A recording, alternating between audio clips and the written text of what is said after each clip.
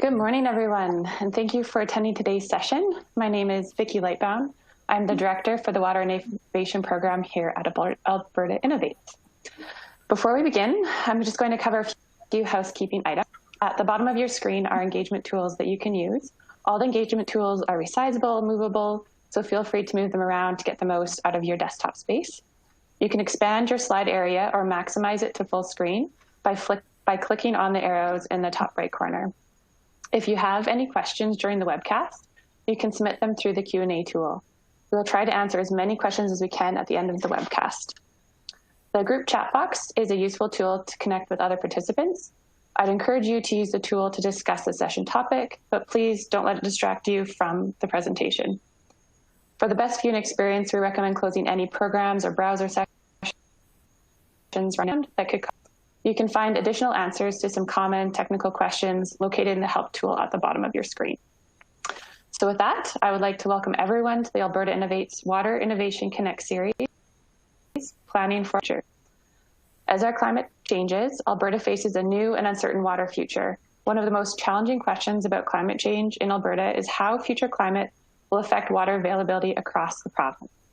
Modeling can help us visualize possible future scenarios that can be used to help Albertans prepare for that future. Today, you'll hear from Monireh Faramarzi with the University of Alberta and Jeff Fetter with Associated Engineering. Their bios are available in your engagement tools. For those of you not familiar, Alberta Innovates is a provincial corporation created to support research and innovation activities. We provide funding programs, advice, connections, technical expertise, and applied research services. Our scope encompasses the whole innovation journey, from generation of ideas through applied testing and validation to commercialization and end use. This Water Connect series will share ideas and outcomes from projects that are funded through Alberta Innovates Water Innovation Program.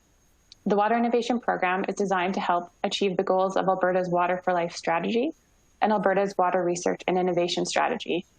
The knowledge and technologies developed in this program will help to create a clean tech industry in water treatment, support improvement in water use, conservation, efficiency, and productivity, and provide safe, secure, and reliable water resources for a growing population, while maintaining the health of aquatic ecosystems. I hope this series will provide you with some valuable information and spark discussion. Now let's get started. I'll pass it over to Monireh, who will be speaking on her project, Adapting to Changing Water in Alberta. Hello, everybody. So thank you very much, Becky, for the great introduction. So my name is Monireh. I'm assistant professor with the University of Alberta. So this is the content of my presentation. So first, I would like to give a brief introduction about the project, about project history, and what we've done so far. And I'll then introduce Alberta Water Model. I won't quite focus on calibration, validation, technical matters, but mainly future projections, as I've been extensively presenting this in the past, and I'm hoping that I won't repeat most of the things that I presented in the past. So, but more specifically, I would like to a little bit present some of our results on model application, mainly about wetlands in Alberta, how climate change is going to change our wetlands in Alberta. That was the scope of that project. And then if time allows, I also would like to a little bit present on implication of climate change to crop yields in our province, water consumption, and implication for beef industry.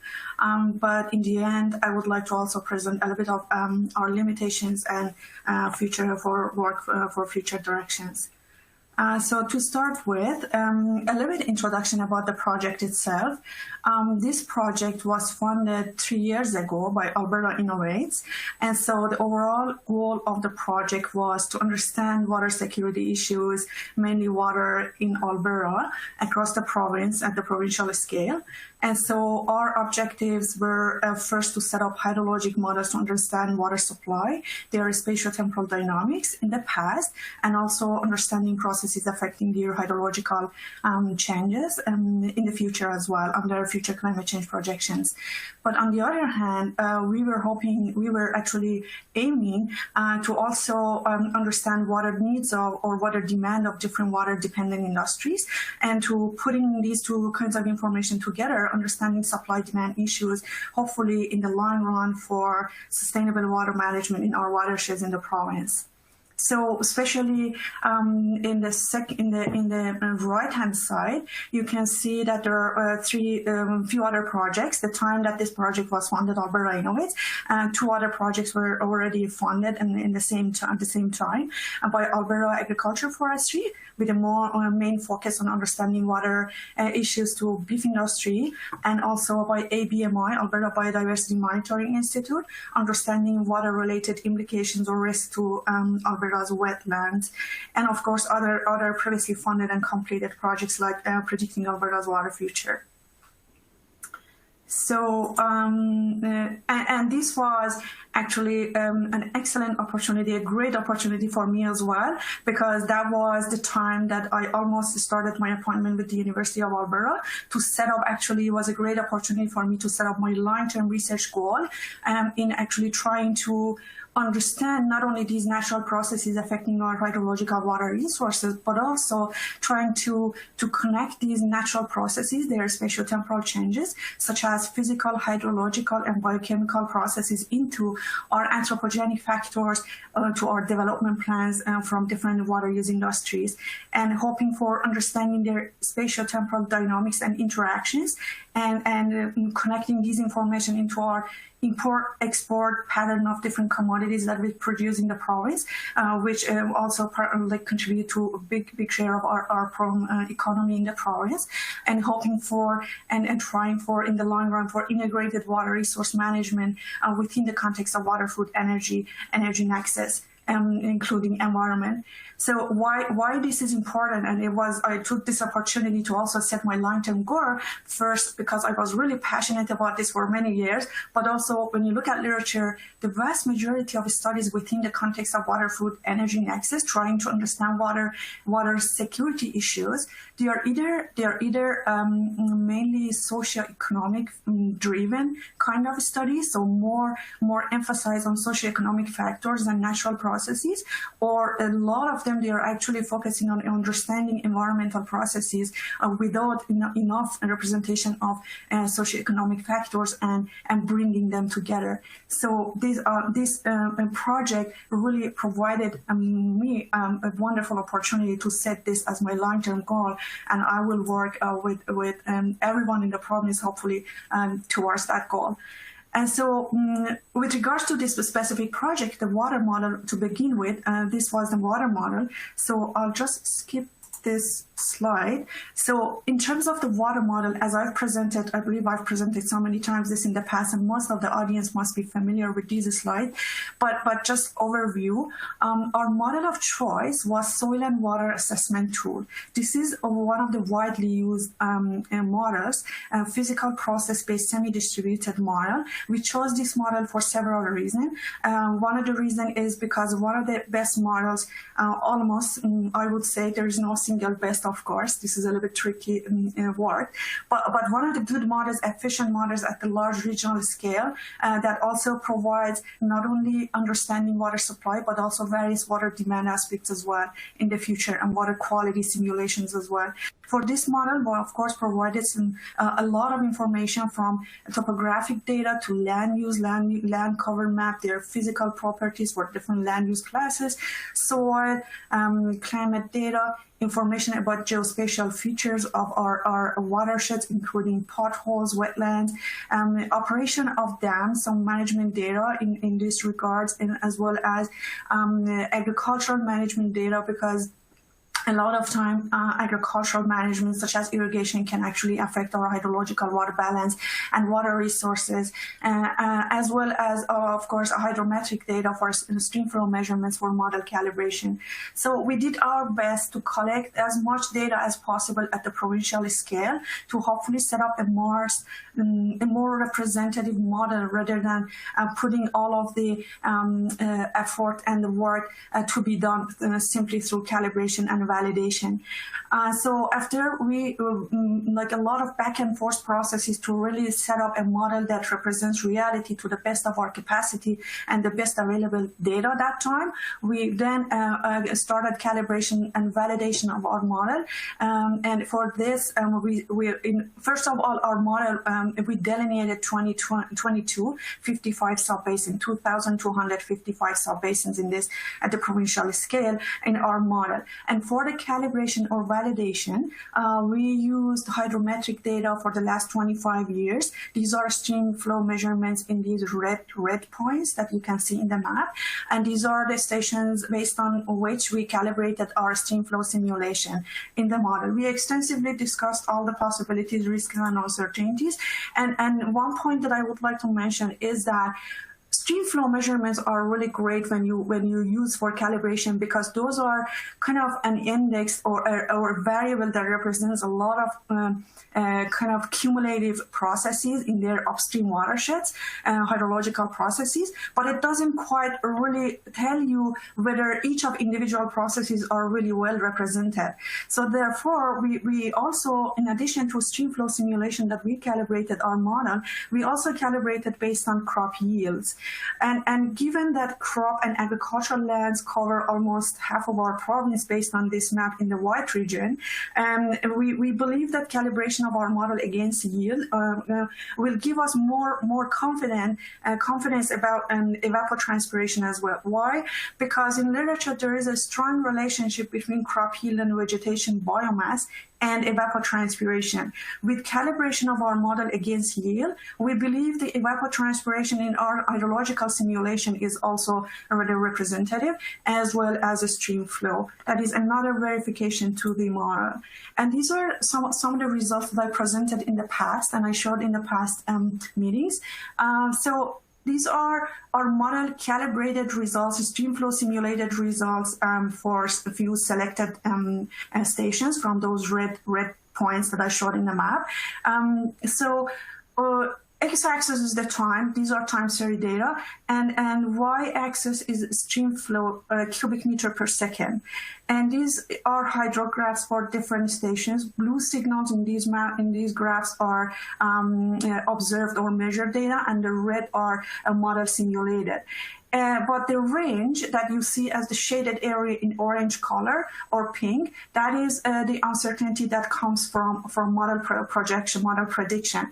This uncertainty has a variety of different reasons. It's not just model process simulation related. It's not just model inability to simulate a certain process, but it represents a variety of different uncertainties, from input data all the way to model setup, all the way to processes, as well as management assumptions that we have made. And so in some stations, for example, some basins, such as the one that I'm showing with the blue box in the top left, you see model projection results are really good. So blue and green are matching very well. However, there is a higher uncertainty prediction in this part of the province. That indicates that we had to make some assumption because climate data were not quite available in this part of the province. And whereas in the other one that I'm showing with the highlighting with the red box, simulation results are acceptable, but uncertainty prediction is lower as compared to the other. So this way we try to also inform, hopefully, our decision makers that it is not just a single optimal solution we would provide in our hydrological models, but also we're speaking and trying to make more information with regards to how much assumptions we have made and how much uncertainty can come in these projections. So with acknowledging such uncertainties in some, especially in northern and western part of the province, we ran this model to actually get a sense of how a spatial temporal pattern of our hydrological water balance looks like, such as snowfall, for example, snow melt, blue water, which is surface water and groundwater, and green water flow, which is actual evapotranspiration, and green water storage, which is soil water. These are based on long-term average from the historical data simulated by model for each of these 2255 subbasins. But the available data are in the form of time series data at daily to monthly to yearly. depending on what we really need. So we did not stop working on this Alberta water model since when 3 years ago, we started to work and build this model. More recently, I had the opportunity to supervise 2 graduate students and to be able to improve our water model of the province continuously. We will do it in the future as well. That's one of my objectives in my research lab. So, for example, glacier simulation was not quite efficient in that model, and so we are now examining a lot of more state-of-the-art methods and data for glacier contribution or snowmelt as well. For example, in terms of snowmelt, there's huge discussion in literature that what approach people should use to simulate snow. Snow is one of the key processes in our watersheds in Alberta, in Western Canada, and in Canada overall. And so it's critical to decide whether EBM, which is energy balance-based approach, or TIM, temperature-based, temperature index models, which are more simplistic. So EBMs are more comprehensive or more process representative models, so more robust in terms of process simulation, but TIMs are a little bit more simplistic in terms of the processes that they are simulating.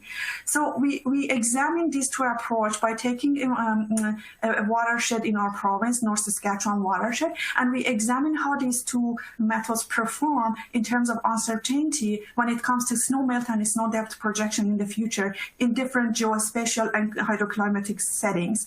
So like in mountainous regions, if you can see in all of these maps, y-axis is the % share of uncertainty when it comes to future projection of snow depth from different sources. The yellow part is the share of uncertainty from the use of EBMs and TIMs. These are snow depth simulation modules, and different colors are projections from global climate models or RCP emission scenarios and DS or downscaling methods. As you can see in mountainous regions, the yellow, the share of uncertainty from EBMs and TIMs, no matter what snow density formulation you use, in four panels or graphs within that mountainous region, it is always high. It always dominates any other uncertainty in that mountainous region.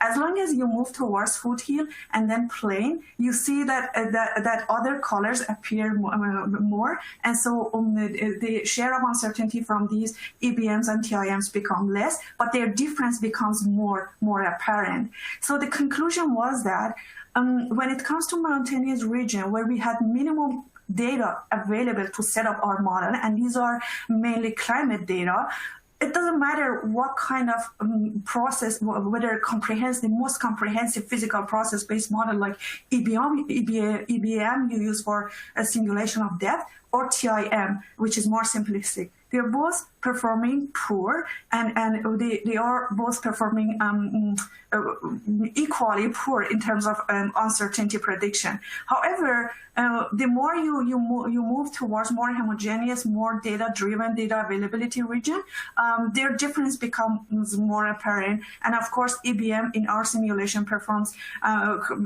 gives us a higher uncertainty because it requires more data, because it simulates more processes and more assumptions. Therefore, we needed to make because more those data were not available, and therefore more uncertainty appears in EBM rather than TIMs. Likewise, when you come to a glacier simulation, we are testing a variety of different methods and approaches in our province. To simulate snow melt, mass balance, and their evolution.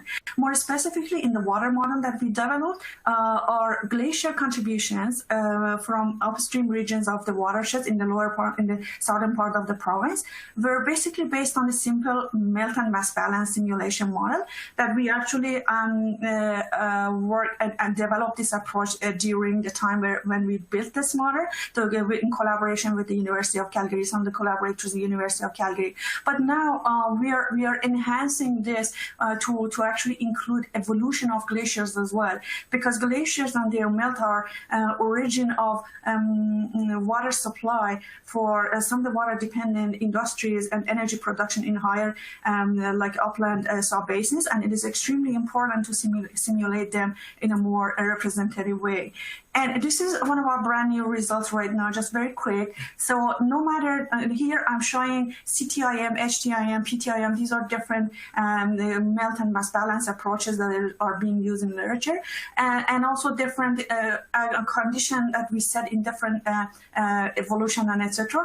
So no matter what kind of approach we're using for glacier evolution in terms of area and volume change, in Pedro Glacier and Athabasca Glacier, we're seeing that in the past, these glaciers are both area and volume are actually declining, and so the trend is declining. That is one of the obvious. Now we're trying to actually explain more these graphs and to find out the possible reasons to fix and embed them in our models as well.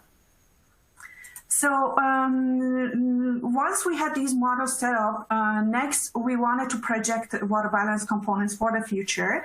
And so what we basically needed is to use calibrated, validated model, and then to use climate projections from different GCMs and RCP scenarios, feed them, downscale them, and feed them to hydrologic model, run them, and project these water balance data. So in these are example projections for blue water, for example, and actual evapotranspiration, some example maps. And animation in these maps and animated colors are related to the type of the GCMs and scenarios that we use for future projections. So what is apparent to me is that in some parts of the province, if you look at the left-hand side map for blue water, no matter what GCM and RCM perhaps you're using, in the vast majority of these sub-basin in southeast, they're always like red, which means that most of models and like climate models and scenarios, perhaps they project similar direction of change, whereas other parts of the province there is a range of possibilities projected in terms of water availability for those sub-basins. So therefore, we concluded that it is evident and is important to actually use ensemble projections for these sub-basins instead of one single specific model and scenario. And of course, we use these projections for the future, not only to look at the spatial pattern, but also to look at how their temporal pattern as well, how they shift, where they shift, when they shift, how about their peaks and low flows. And I'm sure Jeff will present some of these applications for their modeling. So I'm not explaining a lot of details about this. So next, more specifically now, I would like to also a little bit present about model applications. So that was more about the water model or water supply information, how we actually prepared and where we are at. But now we took one step further, trying to understand application or implication of these models for understanding what these water changes in the future mean to Alberta's wetlands across the province. For this work, I had the opportunity to supervise 2 postdocs and also collaborate with ABMI researchers. So our collective and collaborative work is currently in reviewing ecological indicators. And in this work, more specifically, we were interested to look at regional changes in wetland water storage volume and with the influence of future climate change in geographically isolated wetlands. What I mean, in terms of wetlands, we did not look at all of the wetlands, all different types of wetlands in the province, but more specifically, we were interested to look at what climate change means and how does it change the behavior of geographically isolated wetlands. We did not look at riparian wetlands at all because that was beyond the scope of this specific paper. And so we filtered all of the data we had. So we just wanted to make sure that whatever we're talking about, whatever we are working on, these are geographically isolated wetlands. So to start with, we wanted to, first of all, we wanted to understand what is the status quo situation, what is the water volume of these wetlands, how much water these wetlands are currently storing, based on which we could project, we use our water data, our water model to project future. But these kind of information are not available. We don't know what is the volume of wetlands, water storage, geographically isolated wetlands in the province. So number one goal was to set up and to calculate or to simulate or to estimate these volumes first. So to do this, we collaborated with ABMI, and ABMI has an inventory of wetland sampling sites. So they have depth measurements across the province for different wetland sites. And so we filtered all their sampling sites, and we came up to 234 GIWs, or geographically isolated wetlands, because we just eliminated anything else. We were not interested to riparian wetlands. We were not interested to like lakes or bigger wetlands, just the 234 sampling sites. So we took their water depth data. And so based on these water depth data and based on some geospatial maps that we had in the lab, we did some GIS analysis, and we converted these water depth data for these 234 sampling sites into the volume. So we could calculate their volumes, assuming that these are representative, because their depth measurements are available for 31 points in each sampling sites. It's very precise comparatively at the regional scale. But then in the meantime, for each of these sampling sites, we also calculated through some geospatial maps, GIF or geographic information features, such as slope parameters, their surface water areas, and et cetera, et cetera. Next, we actually developed a model to relate these volumes to these geographic information features. So for this, we examined 21 machine learning regression models. And these are from state-of-the-art models that are examined for hydrological studies, 21 machine learning models. We calibrated and validated them independently for those wetlands that are located in white region and green region. By green region, we mean the boreal area, and white region is more agriculturally dominated regions.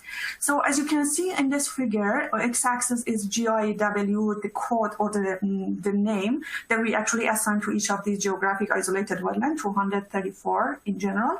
And then the y-axis is water storage volume. So these X or crosses are the measured. Those are based on depth measurement of ABMI that I just explained, that how we measure those volumes. And the other ones are simulated based on our model, based on machine learning models. The majority of them performed not too bad in terms of trend, representation of trend, but only one of them performed best. So in terms for both calibration validation in a green area and white area. And we picked those best performing models. And then next, we wanted to now calculate water volume or water storage volume of other GIWs within the province than these 200 sites. So for this, we use Alberta Merged Wetland Inventory map from AEP 2018. So based on this map, we identified about 1,000 GIWs, 99,892 GIWs within the province. Then we use that model that we developed using machine learning methods, and then we actually used it to calculate the volume. So figure A shows the water storage volume of GIWs for the baseline or status quo situation in the province. And the other two maps, B and C, they present some of the geospatial features, such as number of GIWs or water surface area of GIWs. I must point out that these maps are presented as sub-basin scale because our water data, our water model is actually performing at sub-basin scale. But our calculations, everything was done for each individual GIW, but we just aggregated results from GIW to sub-basin scale just for the matter of presentation. So next, we wanted to project how these GIWs or water volume of these wetlands are changing in the future, and where and in what direction, and what are the processes driving these increasing or possibly decreasing trends. So this is the formula or the model that we use to simulate water storage volume of wetlands in the future. So that we initiated this model using this volume that we just calculated for status quo.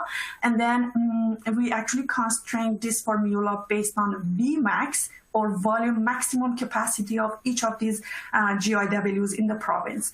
So doing so, we could actually project how water storage volume is fluctuating for each of these GIWs and then aggregated them into each river basin. And now in this figure, I'm showing how these water storage volume projected for GIWs within each of these river basins. So we have 17 river basins in the province.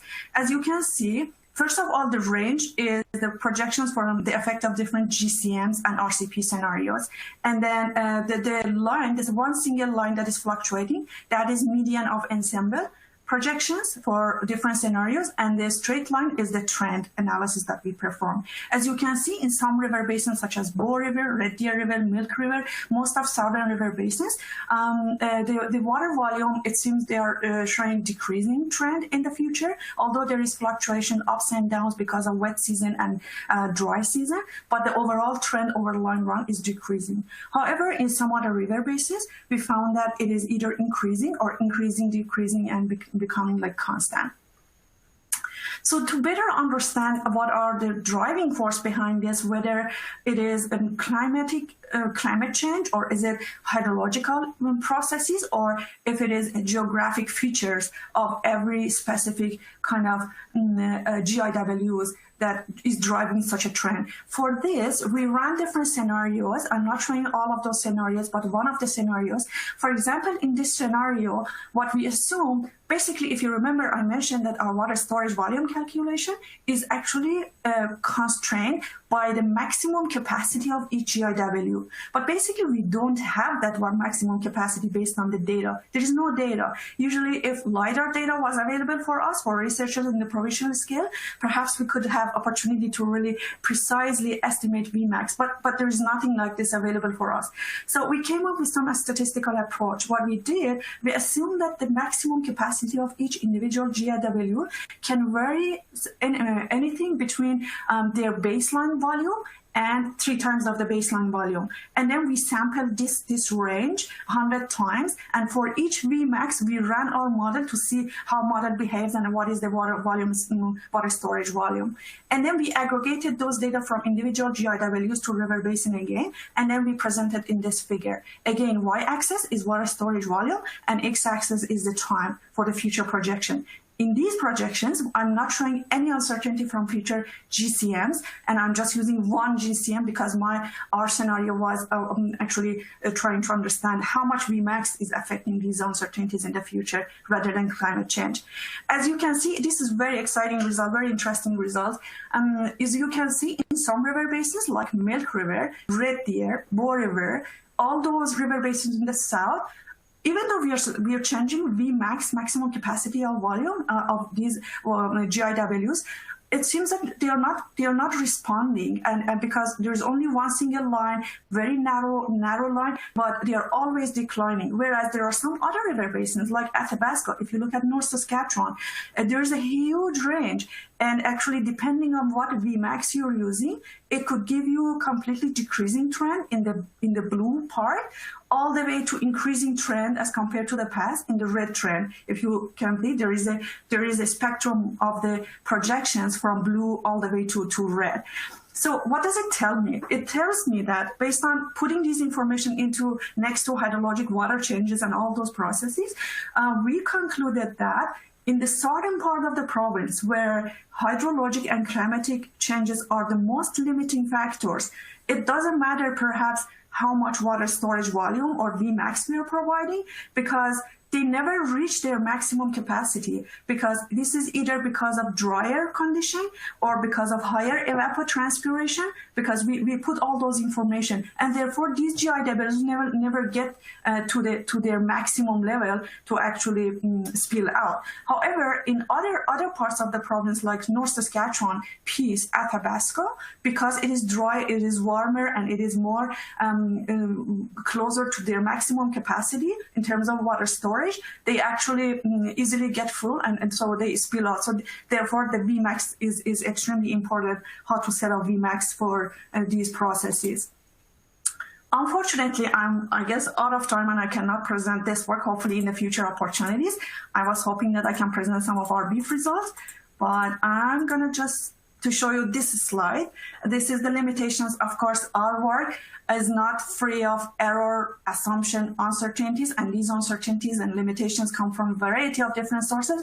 We have extensively reported all of them in our papers and publications wherever possible, including uncertainties from data, process simulation, and the assumptions we have to make in terms of management. For example, in our water projections, we assume that operation of dams are similar to, in the future, are similar to the historic, and et cetera, et cetera. So in terms of like process simulation, it is our agenda to improve our models and enhance them as much as possible.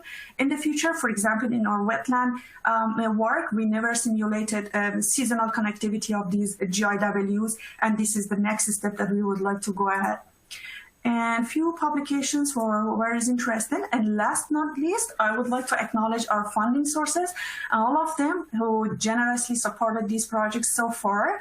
And more specifically, I would like to thank all of my collaborators, all of my colleagues at the University of Alberta, in Alberta, Canada, and internationally, from both academic and non-academic centers, whoever collaborated with us and provided feedback. And without their help, their feedback, these works were not possible at all. And thank you very much for this opportunity, and thank you for listening to my work. Thank you, Monireh. I really appreciate the presentation and trying to stay on time. If we have time at the end, depending on how the Q&A goes and there's interest, then we can maybe go back to that part of your presentation. Sure. Just a reminder to everybody to continue to submit your questions through the Q&A box. For both Monireh and Jeff, we'll try and get to as many as we can. So now over to Jeff, who will be speaking on his project, Drinking Water Infrastructure Risk and Vulnerability Study. Great, thanks, Vicky. I assume you can hear me? Yeah, okay, perfect. Just make sure my mic. So yeah, thanks for everyone joining us here today. And Monireh, thanks for that overview of your work. We had the fortune to collaborate with Monireh's group on this project, and we'll get into that. So yeah, this is a project that we completed for Alberta Innovates in partnership with Alberta Environment and Parks over the last couple of years, and it's just recently been wrapped up. So first I thought I'd a little bit talk about all the noise and, why is everyone talking about climate change? There's a lot of source documents that have, over the last 10, 15 years have been talking about climate change and trying to push for more awareness, trying to push for, more planning for what the future impacts may be and how to manage those. And as a result of that, in the last, 5 years at least, we're really seeing a trend where there's enough research, there's enough push that these topics are coming into sort of the project realm, call it. And one of those big pushes has been funding and insurance. So the insurance companies and the funders have become much more interested in climate change and how that's going to impact projects and investments down the road. And the insurance data speaks for itself. Over time, they're seeing a significant increase in catastrophic losses due to climate related events, whether it's floods, wildfires, hailstorms. And interesting bit there from the Insurance Bureau of Canada is that they estimate that the investment in resiliency or adaptation can have up to a 6 to 1 benefit. So the cost of your adaptation can save you six times in future recovery costs. And the example they have is the Manitoba Red River floodway that in 1960 cost $63 million and is estimated to avoid over $8 billion in damage. So that just puts a bit of a context to why this is becoming more of a topic item as owners, engineers, and so forth are looking to expand existing infrastructure or build new infrastructure that has been impacted. Another stakeholder is the disaster financial assistance program that many folks see when we get floods and so forth. And the Minister of Public Safety in Canada says that, at some point we're going to have to say if people ignore the knowledge base and rebuild in danger zones, then they're going to have to assume their own cost. And that's become a bigger topic in not such a precise statement, but certainly that is gathering some attention as to, oh, well, do we really want to rebuild somewhere that has been prone to flood or wildfire or other issues? And Engineers of Canada also has a national guideline indicating that we as professional engineers should be integrating climate information into our practices where it's reasonable. And just a quick, how do we integrate climate change into projects? Is pretty, it's pretty simple on the surface, I guess. Is we have standards that we've been following based on historical norms, and then we need to add in what is the projected climate change, and then we have a new standard for that particular question. And this is really a concept that in engineering design we've been as part of our general practice really forever. And a couple comparisons are, we've always looked at what is the capacity required to service a population, and that population is going to grow. So then we design for a future population of some sort. Another example is regulatory change. So we have current regulations. We know regulations are going to change over the life cycle of a facility, and therefore, as much as possible, we try to look forward and design a system for regulatory change, or so it can be modified to incorporate future regulatory change. And a lot of time that overall concept is called future proofing. And this project is really, to give some insight as to what should we be considering for future proofing drinking water assets in the future. So vulnerability assessments, what's generally involved. I like to look at a question of uncertainty, because we're always dealing with uncertainty. And you look at Monireh's modeling data, there's lots of uncertainty there, and that's the nature of any model. And but it's it's a tool that can be used, and it can help us guide. So generally, if we don't have much data, we're in this subjective world, and our decisions are guided through intuition. And really, with more data, more information, understanding of risk, where we want to get to is, through a objective question and answer, a more knowledge-guided decision. So for vulnerability assessments, a very basic process is to establish a climate baseline. What is the timeline?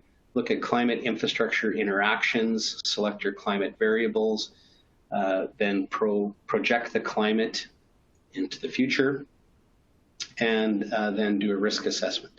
And the big question is always, what's that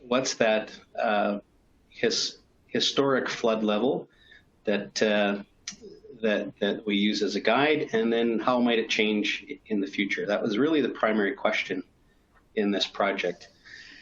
So the project looked at 48 different drinking water facilities across the province, and drinking water systems are sort of inherently reliant on rivers, creeks, lakes, groundwater sources. So a lot of the time they sit nestled right beside a river, and are therefore potentially adversely or more highly affected by climate change. And the purpose of this project was to provide a very high-level assessment of the past vulnerability and then likelihood of the increased changing in risk of high and low stream flows. So is there too much water causing flooding, or is there not enough water to provide stream flow?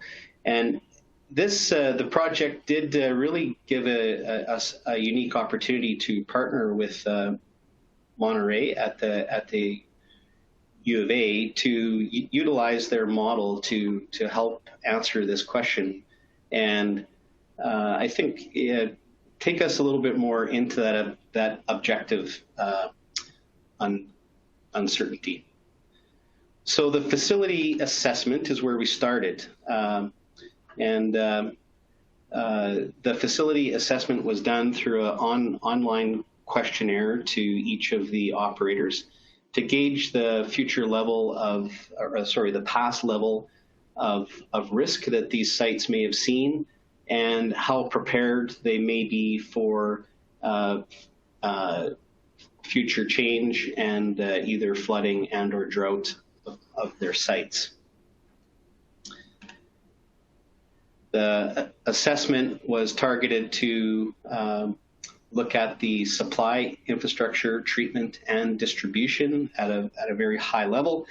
And then there was a weighted evaluation process utilized to assess the facility and then rank each site as to how vulnerable they are to past events. And in doing this, I say weighted because we did weight the supply infrastructure to be more critical in the sense of too much water or too little water than the treatment and the distribution, as the questionnaires and the process really lent to those are the most sensitive assets because those are usually the closest to the natural water bodies.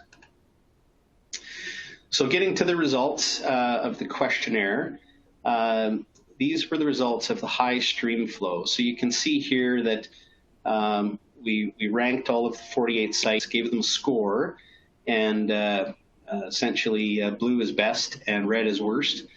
And you can see that really the majority of the sites have a low or moderate past score, but there are some that certainly had issues in the past.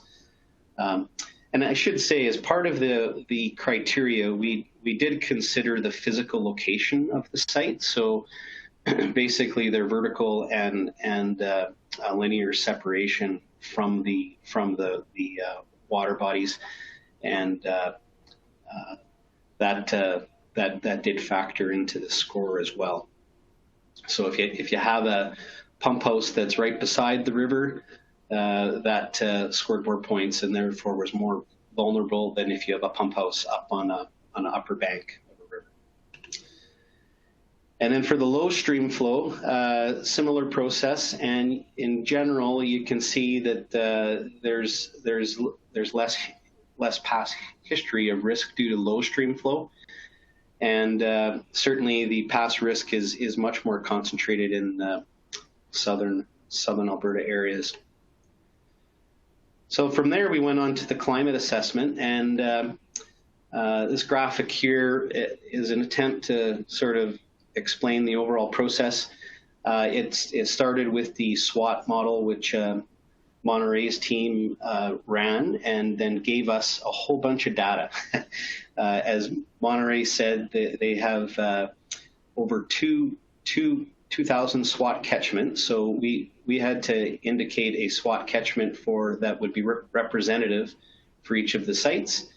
And then they gave us model data for the past time period and the future time periods for 5 different climate models and 2 different RCP scenarios. So it was a lot of data, and we had to from that data then go in and assess how does that fit in a statistical sense for what the past high or low levels were. So what is the Q100 or 200 historically, and then what does the model show that it would be in the future? And from there, we had an estimated change with certain levels of accuracy, and would then identify the medium in this case, which we thought was most representative, and then translate that to the site. So what does that actually mean on the site as to the potential actual change in water level? So getting to some findings on the climate side, These are the findings for floods or high flows.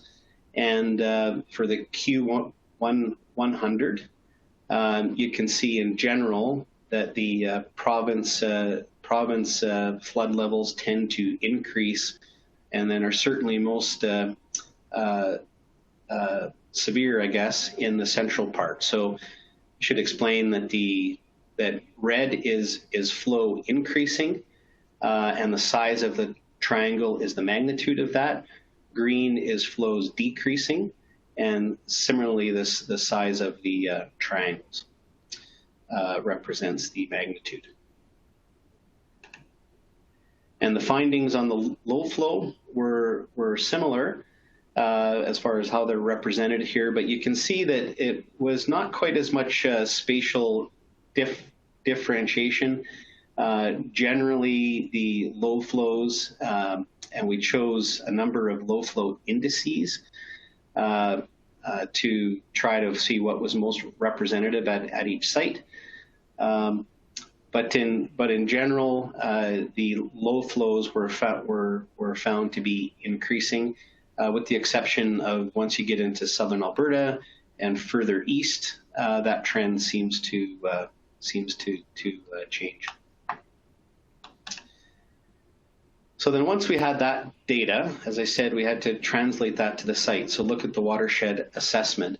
So for each of the sites, we identified the sub basin, and then the nearest water survey of Canada gauge location. So up on the upper left of the screen, those are the sub basins for the sites, and then the Water Survey of Canada's sites. And Water Survey of Canada sites were not always particularly representative because they're further away or may not represent specifically where the raw water intake site was. But in general sense, we would generate what is the historical stage discharge curve, so flood levels versus volumes in the streams.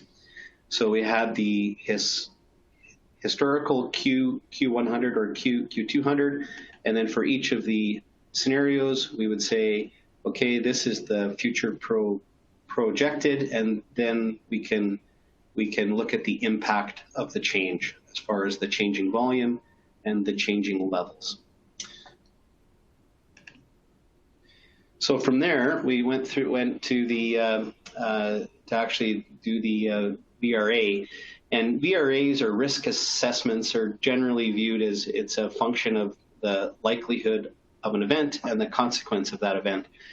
The way this was used in this case was the facility assessment, so the past vulnerability based on the questionnaires and the physical layouts of the sites was the likelihood of the potential impacts. And then the climate change and the watershed assessment gave us the next point for the consequence of the climate change and changing water levels or increasing impacts. Another way to look at that is that the risk is really a function of the past vulnerability and the future climate change. And the past was determined by the questionnaire and the layout of the source, treatment, and distribution systems. And then the future climate change was the SWOT model, and then the relative delta or change. And then we could get the potential impacts. So your typical risk matrix, on the top, or the X, we had the facility assessment, so that sort of give us our starting point. And then on the vertical, we had the likelihood of change due to climate change, and that would show the increasing risks. And as far as the results, to jump into it, the outcomes for the high stream flow are shown, and on the overall map, you can see that green is less vulnerable, and red is critically vulnerable. And these same donut chart that we showed for the facility assessment, you can see in general that it's sort of wheeling around clockwise, and we're seeing more sites that are creeping up in risk. And on the low stream flows, similar view of the results. Not quite as much change, but certainly a very defined spatial pattern in the sense that northern Alberta, we don't see a lot of changing risk. And that doesn't mean that, I should say that green does not mean a facility may not be at risk of either high stream flows or low stream flows. It means that risk is not going to change significantly based on the climate change data. So in southern Alberta, you can see we're starting to see more of the yellows and the oranges. So that's indicating that there is more risk of the low flows going down and actually creating risk of not having water supply. So looking at the increasing risks, which I think is really the most interesting way to look at this, is for high flow. 33 of the sites showed increasing risk into that moderate or critical risk level, and that represents an additional 20 sites. So 41% of the sites we're seeing a jump in risk in the future, and 9 of the sites were in the critical risk category. And for low, similarly, we had 24 sites, sort of that moderate or higher, and that represents an additional 10 sites of 48 or 21% that were showing an increase in risk of impacts from low stream flows. So in conclusion, many of the facilities are showing higher risks, and we're looking at 48 sites across the province, which really represent sort of the medium size sites. I don't have the exact number in front of me, but as far as drinking water facilities across the province, there's over 400. And a lot of those are in smaller rural communities, as far as hamlets and villages. And those sites, you would sort of anticipate they would see a similar spatial pattern, and really don't have the resources to understand what their future risks may be. So that that it certainly shows that this is something that should be looked at in the future as systems are going to either expand or be rebuilt. We did see a risk increase with the different greenhouse gas scenarios, not quite as defined as you would have thought between our RCP 2.6 and 8.5, but the general trend is that RCP 8.5 does result in higher risks.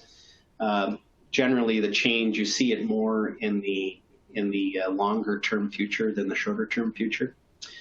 There certainly are spatial patterns on the province that would help focus understanding that risk.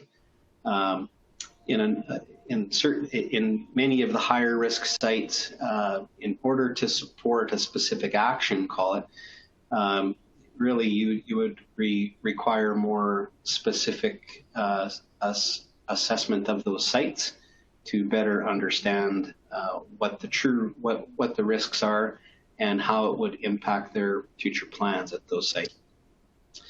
And in general, it's climate change. I think this shows it should be an important consideration in the future planning and the design of drinking water sites across the province. The the process that we used as far as the SWOT model and so forth it turned out what I think is a very good assessment as a predictor of future event. It's a tool, but not a predictor of future events. So this shows us trends, it shows us changes in risk, but it's not specifically saying an event is going to occur. But it is a good tool to evaluate the likelihood and the potential consequences of these severe events impacting drinking water assets in the future. And, it can be an interesting tool to help the local and provincial decision makers in the future to better understand that uncertainty of climate change. So part of the work, we looked at a number of adaptation considerations that came out of the work and split them into two categories, one on the overall province scale, and then more specifics were provided to each of the sites. So on the provincial scale, really climate change considerations, right now it's not a requirement in the regulatory framework, but that is one option to sort of raise the bar as far as how much effort is put into better understanding this uncertainty.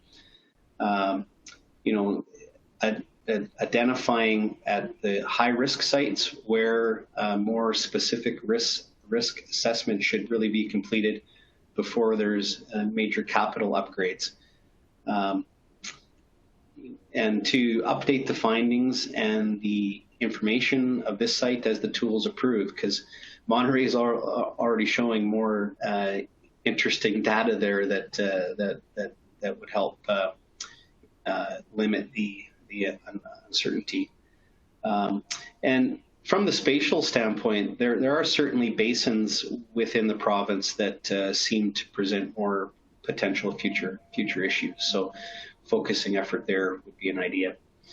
At the facility level, we tried to get, this was still a high level study, but tried to provide each of the facilities some general thoughts on future efforts.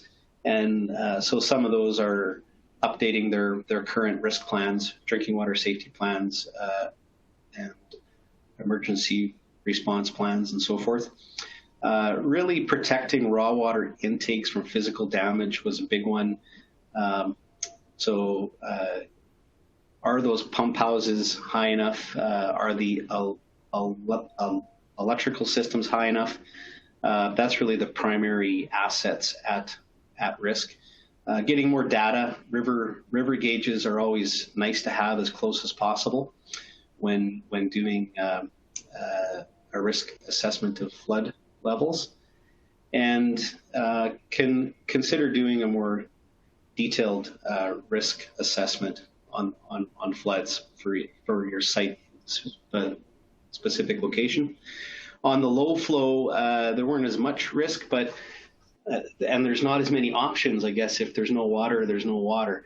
But really, there are some options to explore off-stream storage, either new or more, and alternate water supplies. So I think I'm done with time, and I'm also at the end. So that worked out not too bad. Thanks for your time. Thanks, Jeff. Great presentation. Really interesting to see an application of some of the modeling scenarios that are being discussed. The report for this study is available on our website, both on the Water Innovation Program page, as well as the Water Innovation Connect series page. And Alex has provided a link to it in the chat. So we encourage you to take a look at the report if you are interested in that study.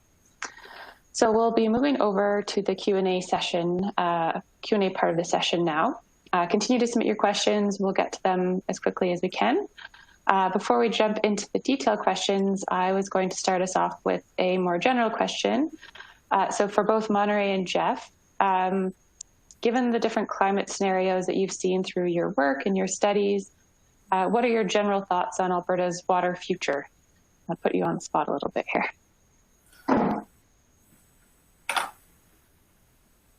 Okay, maybe I can start sharing a little bit of my thought.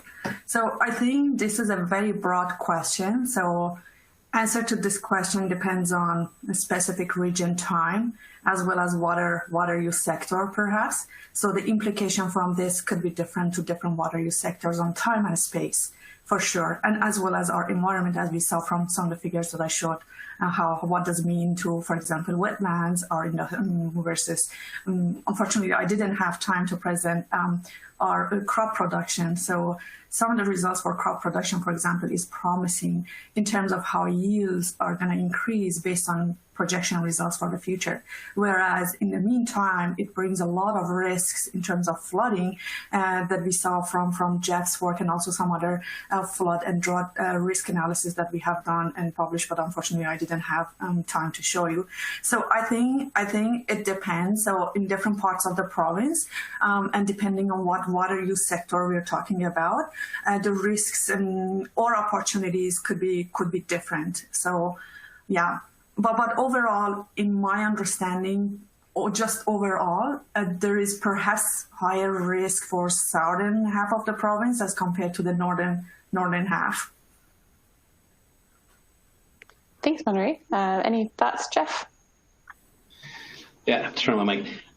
Yeah, I think Monireh hit the nail on the head as far as really, I think it's a lot of what you hear to date about Alberta's water future is droughts are going to get worse, floods are going to get worse, and it's sort of a blanket statement for the whole province, and creates quite the ripple effect.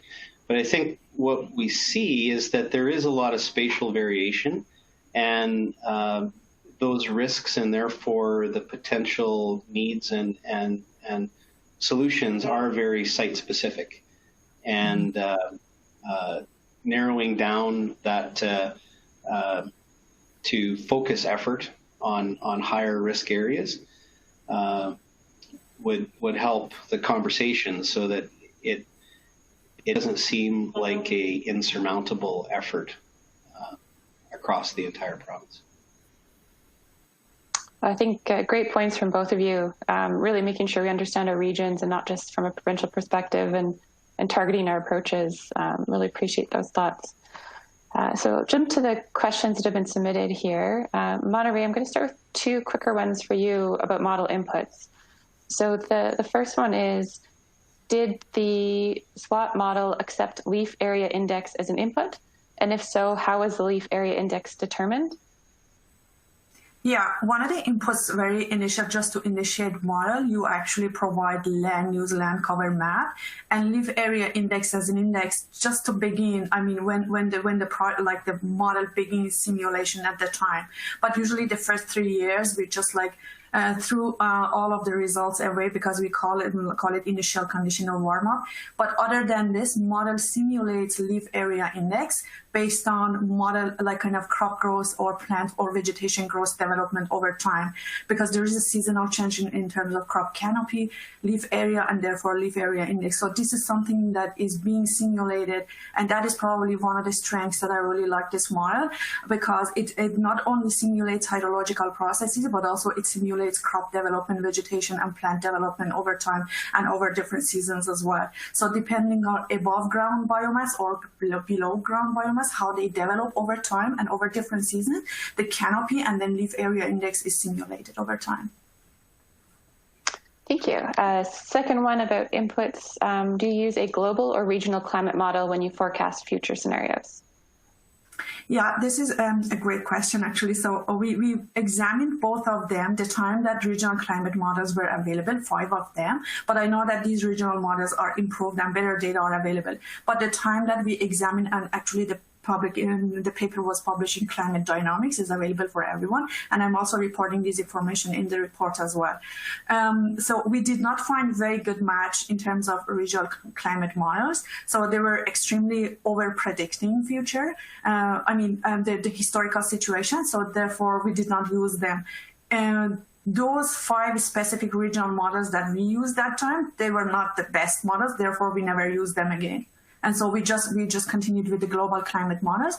And these are not directly global climate models from the IPCC kind of a data bank, because that is too coarse. We use the ones that are already one step examined and downscaled to national data, and they have examined so that these PCIC or PKIC, some people they call it, in BC, in Victoria actually research center, they have examined I think over 100 GCMs already, and they have come up with a list of only 12, and they are reporting in their publications that these 12 are representing the widest spread of future plausible conditions for the future, and therefore we picked 9 of them to our projections, assuming that those are predicting the widest possible range of projections for the future. And we further downscale to local Alberta condition.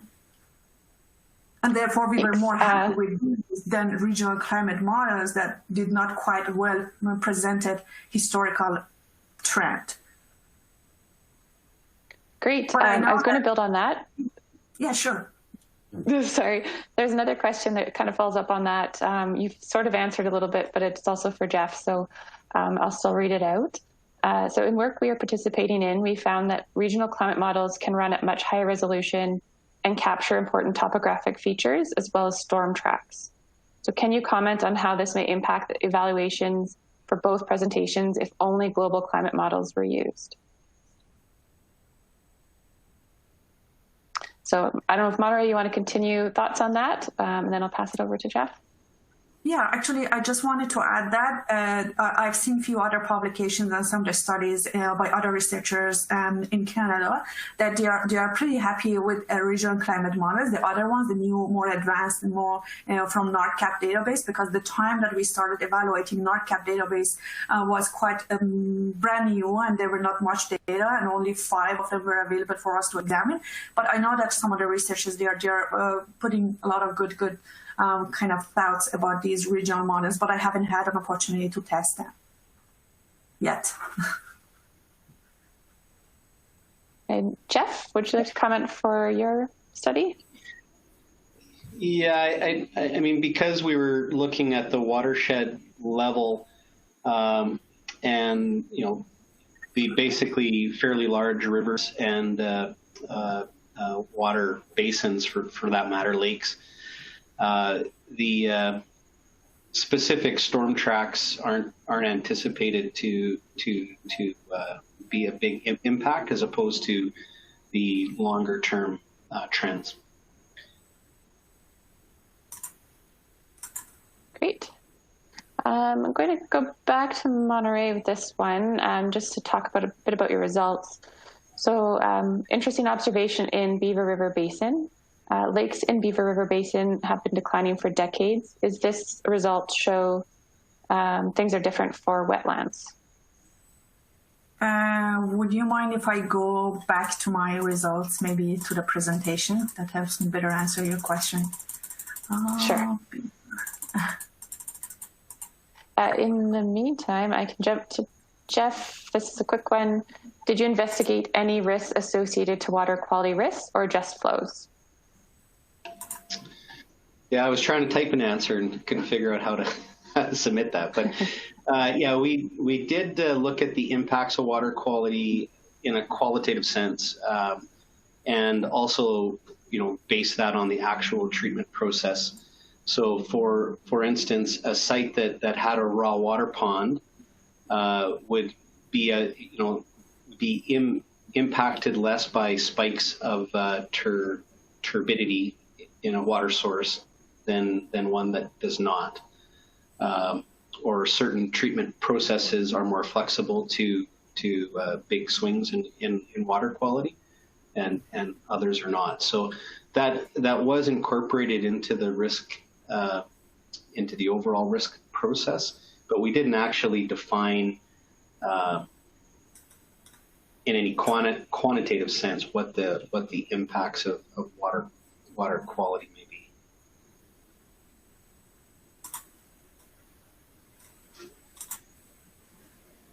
Great. So you have a slide pulled up there. So just a reminder, the question was about the observation for the river basin given for declining levels in lakes, and it looks like you're showing something different for wetlands.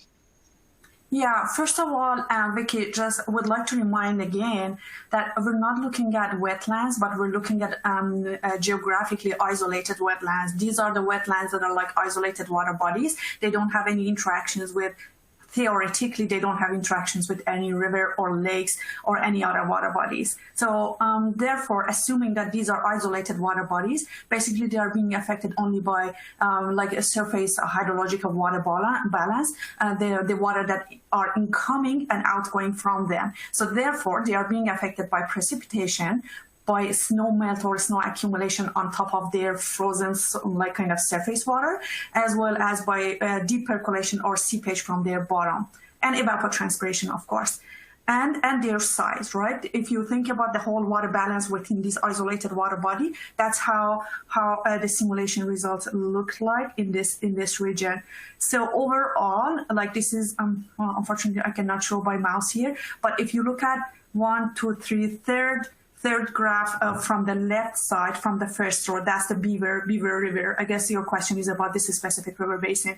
As you can see, there is a decline at the beginning of simulation, say the first perhaps few years, and then which is our status quo situation right now, because that's 2020, from 2017 all the way to 2020, and then it stays kind of constant. If you disregard those yearly fluctuations or seasonal fluctuations, the trend is a little bit constant, but then it suddenly increases and then decreases and then it stays constant.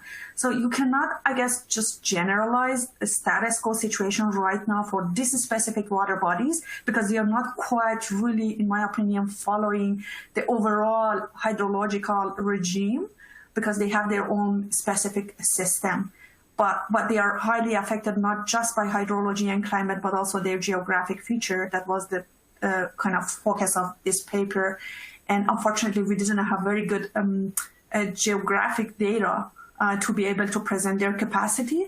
But I would say even the assumption that we have made doesn't make a big error in our prediction. That being said, these predictions should be somehow reasonable, at least in terms of pattern.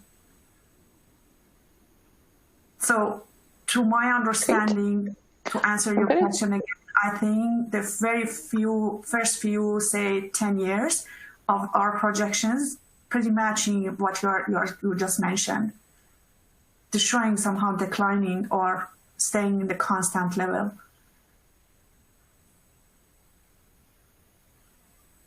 Thank you. I've got a few more here for you, Monireh, but quite a few related to groundwater that I'm going to try and combine into one question. But in general, how did you simulate groundwater contributions in your model? Can the SWOT model then simulate climate change on the impact of groundwater? Yeah, that's an excellent question. So for this, I would like just once again to scroll to one of my, question, like the slide that I'm listing all those limitations. The limitation that I'm listing over there is actually groundwater simulation here. If you look at process simulation in this slide, the last one, groundwater contribution, is presented by parameters. So we are somehow representing groundwater contribution when we are parameterizing, when we are like kind of calibrating our model, but we are not specifically simulating these physical processes and underground kind of interactions with surface water in that sense. We're not simulating that in this model.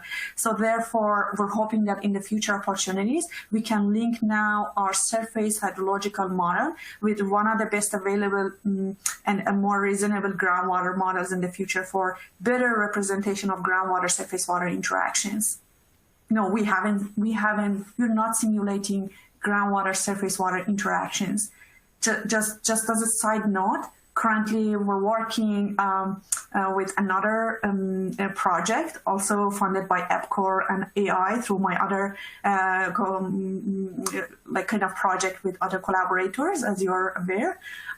In that, for North Saskatchewan River Basin more specifically, we're actually interested to link surface hydrological model with groundwater. So we are exploring a little bit more how much surface water hydrology can be affected with and without groundwater contribution. But in this specific work, we are not simulating groundwater flow and its interaction with surface water in a dynamic fashion. It is presented, but it is not like dynamic. Does that Great clarification, thank you. Jeff, yeah, thank you. So Jeff, this one's a little bit more quality related than climate change, but do you know of any applications in Alberta with saltwater issues in drinking water facilities? Yeah, I mean, saltwater in drinking water facilities is certainly an issue in a number of areas that are reliant on groundwater. It's usually a groundwater issue with highly brackish water in deeper aquifers. So yeah, there are plenty of sites. Usually, it's smaller communities that don't have an obvious surface water source because there are challenges with saltwater treatment, and you're getting into fairly advanced treatment processes to use that source water.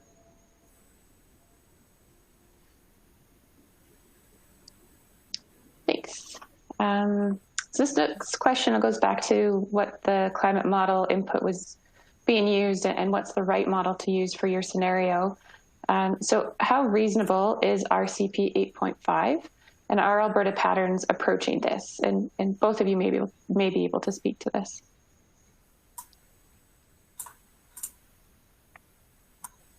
Maybe Monireh, I'll let you start. I'm sorry, I think it was a little bit disconnection at the beginning of your question. Could you please repeat it again? Hello? Hello? Absolutely. Sorry. Can you hear me? I think there are some disconnection, but now I can hear you. We may have. Okay. How RCP 8.5 and are Alberta patterns approaching this?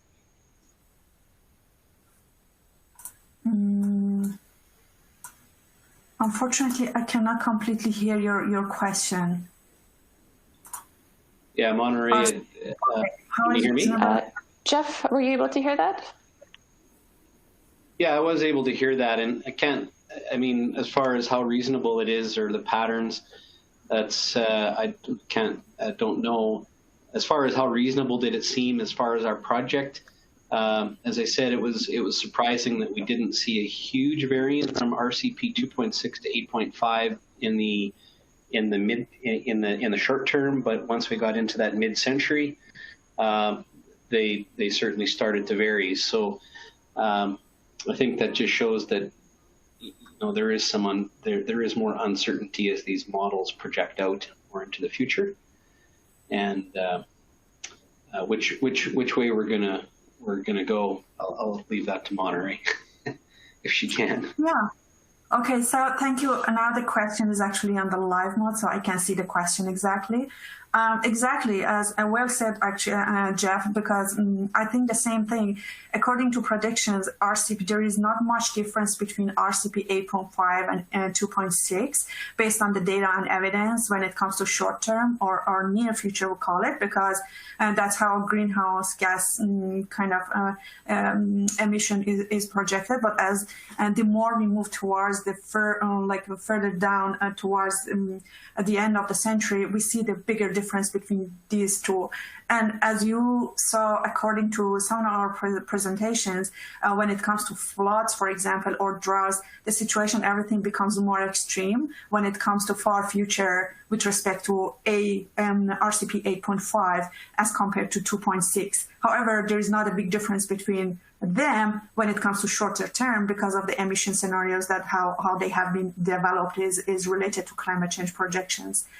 But how it approaches the Alberta patterns, yes, when it's more extreme, it means that it is not following Alberta pattern perhaps.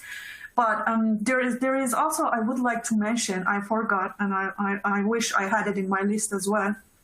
In most of our studies, we should always keep in mind that these are based on future projections of global climate models. Most of them, we're considering the effects of global warming or greenhouse gas effects due to anthropogenic changes. And I'm not sure, at least to the best of my knowledge based on literature, they are not elaborating much on the natural variabilities, long-term cycles of natural variabilities. So most of these climate data and their projections, I had some conversation with David as well, David Soshen, and according to his research team and his research works, some of them, they are still presenting the effects of El Nino and so, at least the new recently released models, but it's still based on the boundary condition, based on the physics representation of these models, they are still unable to actually present long-term cycles of climate variabilities due to, for example, PDO cycles, extreme long-term droughts or extreme long-term wet kind of years. We're missing those aspects. What we're seeing are only based on climate projections that are considering mainly greenhouse gas effects in the future, not natural variabilities. And I think when it comes to how these projections are or are not following Alberta patterns, it requires more understanding of the Alberta pattern in this regard as well. I personally haven't invested a lot of time to explore how in the past Alberta's water resources was in terms of how that was like following long-term cycles in terms of these PDO effects. But there are some studies that they are showing, at least for the precipitation temperature pattern, that it has been the case. So that being said, at this point, I cannot quite tell how much these predictions that are only based on greenhouse gas emissions are really following Alberta AB pattern. That requires more work, more integration of those cycles with the greenhouse gas predictions for future plannings. It shows some understanding, some ways that how possibly only greenhouse gas effect may affect our future, but what if it is combined with the effects of those long-term cycles of PDO extremes? That's something that I haven't done it yet, and this is something that pretty needed, I guess.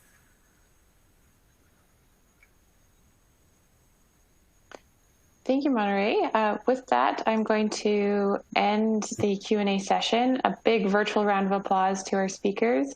Really appreciate your time today and sharing your thoughts on this topic. Yeah, thank you, Vicky. Thanks, Vicky. Everyone for attending today's session. I hope the discussion sparks some new ideas. I really appreciate it. The recording will be posted on our website in the next week. We will be sending out a short survey after the session. Your feedback is really appreciated to provide quality content as we continue through this monthly webcast series. Our next technology development session, it'll be held on August 13th. The full schedule can be found by clicking on the schedule button on the top right corner of your screen. And I look forward to connecting with you again all soon. Thank you very much, everybody. Thanks. Bye. Bye-bye.